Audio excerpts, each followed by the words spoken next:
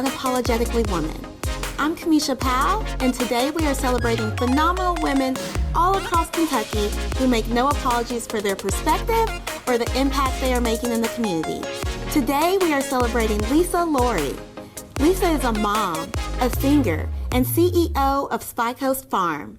Unapologetically Woman, Lisa Lourie, that's you. Welcome. Thank you. Thank you very much. We're excited to be celebrating you today.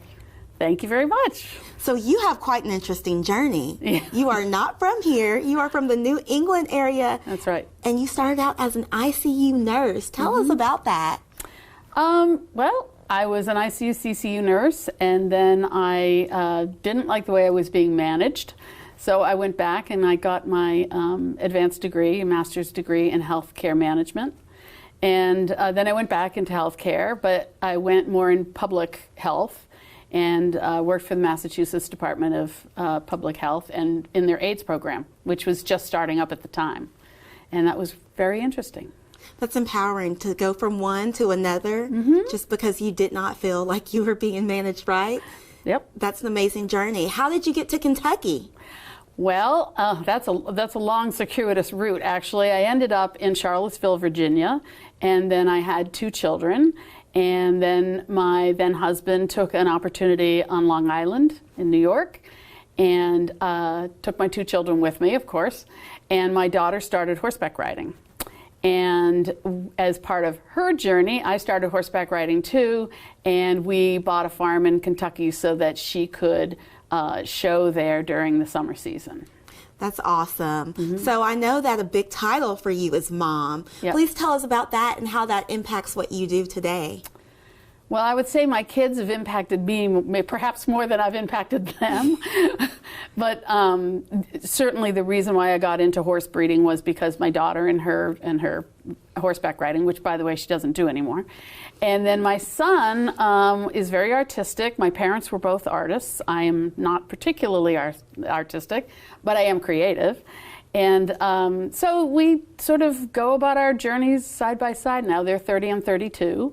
And we sort of interact back and forth. That's awesome. So you are the CEO of an equestrian facility. Yep. How does that feel to be one of the women in a male-dominated field? Well, the riding is male-dominated. It's show jumping, so it's not quite the same as thoroughbred racing in terms of how the industry is. So there are quite a few women involved in the field. But no one was really taking the lead with breeding warm bloods here in America. And it is male-dominated, the breeding field over in the European Union where it started. But it's, for the most part, I feel like I'm equal on a par with everybody who's operating in my industry. I do sometimes get odd looks from the European fellows who breed. And does that make you feel at all any fear? How do you overcome that, if so? It just motivates me to be more assertive in my field and to help them to understand how the way it works here in the U.S. And that passion that you have for breeding, where does it come from and how do you keep it going? It's a good question. I'm not exactly sure why I've always been attracted to the reproductory field, but because ICU, that's not really where I came from. But it was really seeing that there were unutilized resources. So Americans said, because warm bloods were originally bred in Europe, they bred them as cavalry horses. And then with the onset of the tank, they created sport in order to continue that industry. So Americans would go over there and buy warm blood horses to show jump. And so we had bought some of their best bloodlines back over here. And then we weren't utilizing them to breed with. Some people were, but not in a concerted way. So I just saw all these terrific mares available and stallions, but primarily the mares, and said, what happens to them? And the answer was kind of nothing. So I said, well, I'll fill that void. And so that's how I got into it. And how did you become so knowledgeable? I know with coming from the public health field and then knowing the information that you do now, that doesn't just happen overnight. Well, I was a show mom, remember? So I like to think I was a very good show mom because I stayed out of my daughter and her trainer's way. But I was sitting through endless rounds of horses going. So I just trained myself as I was watching them. So I could see how the different bloodlines would go, and I knew how the riders rode, and then I just taught myself the pedigrees while I was sitting. I had a lot of time. That's awesome. Yeah. That's awesome. So I've read that you use Spy Coast Farm as a mechanism to tie together the equestrian field as well as community service. Yes. Could you tell me a little bit more about that? Well, Spy Coast Farm here in Lexington has grown so that we have several, I think we have 5 or 6, maybe even 7 different divisions. I should know the number. But all those divisions offer something different. So we have a CEM quarantine, we have rehabilitation and fitness center for horses, and we have a training center and a reproductory center and a stallion station, and now an equine education center.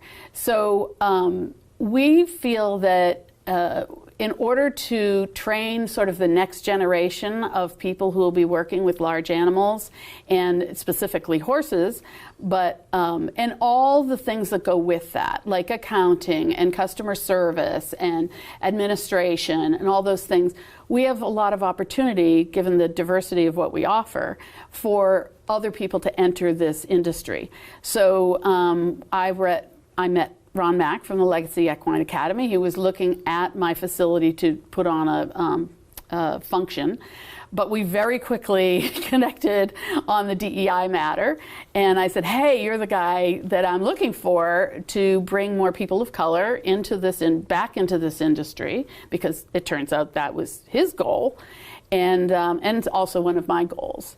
We also reached out because of the difficulty getting staff.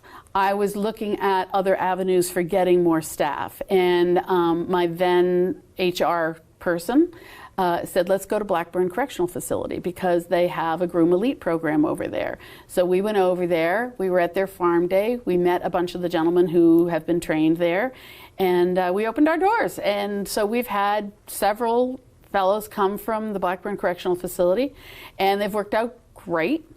And we also reached out to Lexington Rescue Mission, and those fellows have worked out great too. So it's satisfying a need for us to have staffing, but also helping the community at the same time. That's amazing. And you spoke about DEI and just wanting that diversity in the field. Where did that want come from? Well, there's another example of my daughter leading the way. My daughter used to work for an organization called the Barred Prison Initiative. So she worked in terms of development and event planning for incarcerated males and females to get an education. And she really, and then the whole Black Lives Matter movement rose to prominence, and we'd have a lot of conversations about what we might be able to do to help the situation.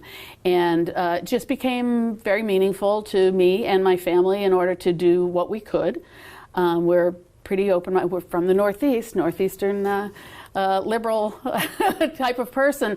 So it was very natural for us to want to extend the largesse that we were so happy to, so privileged to have, and want to share that with others who need boosting up.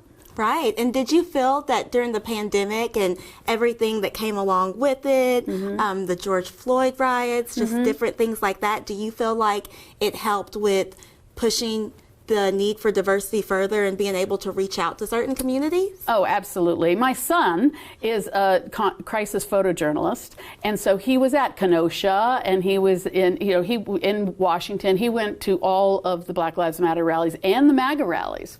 And so for him, there was a huge juxtaposition. And so we would talk a lot about that as well. And so we were very much behind the Black Lives Matter movement, and it just seemed a natural inclination to extend what I was. It seemed a natural for me to extend what I was doing to both formerly incarcerated people as well as people of color.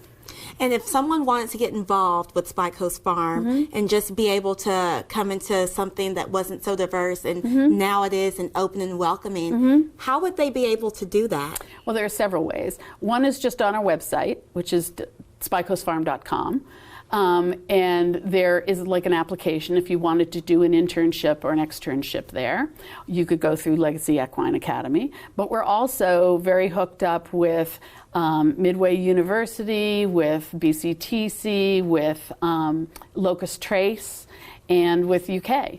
So among others, I'm probably leaving something out. But if you were in this industry and you wanted to get more involved, we're there. Education is a big part of what we're doing now. That's amazing. That's amazing. And I bet it transfers into other aspects of what you do. I know that in 2018, you won USEF Breeder of the Year. Yes, congratulations for that. Tell me more about that and how that felt. Well, it felt great. It felt, the process of breeding is kind of like being a mother, obviously, and you have to be patient. So these things evolve over time, and sometimes some things go well and some things don't go well.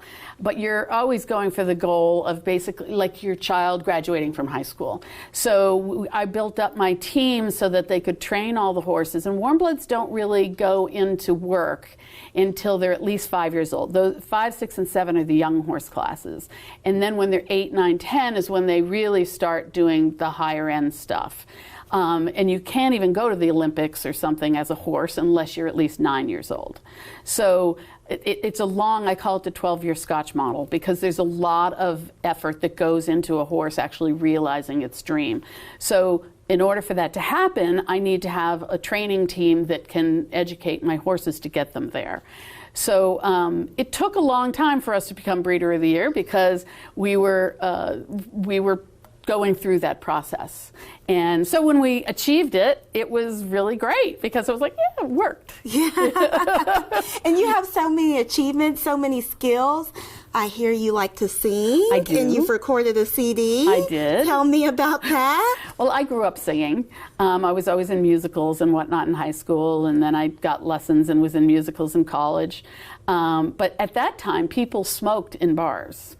And I couldn't handle the smoke. And my mother so wanted me to like go on Broadway or be a singer, but I just knew it wasn't the lifestyle for me, and certainly not, smoke aside, I didn't want to just travel and have that lifestyle. And I think it was a hard thing to leave behind, but I think when you're deciding what to do with your life, you really have to look at the pros and cons, what you like, what you don't like, what you're good at, what you're not good at. And so I did that with nursing, and now what I do with the horses is basically nursing, but it gets to be outside, which is the one box I didn't tick with the nursing. So it's very much like nursing. So I'm trying to maximize my skill set. Awesome. For young girls and women who look up to you and want to be like you, what advice would you have for them? Work hard, have fun, do what you do well. And try and find some mentors. I mean, we at Spy Coast really mentor the young women who come to our facility, and we like to say we're trying to create future badasses. and they seem to like that. We expect a lot from them, but if they do well, they get rewarded. I mean, from somebody that they respect. So that's the direction that I would like people to go in to do something they like. I certainly wanted my own children to do that, follow their path. Awesome.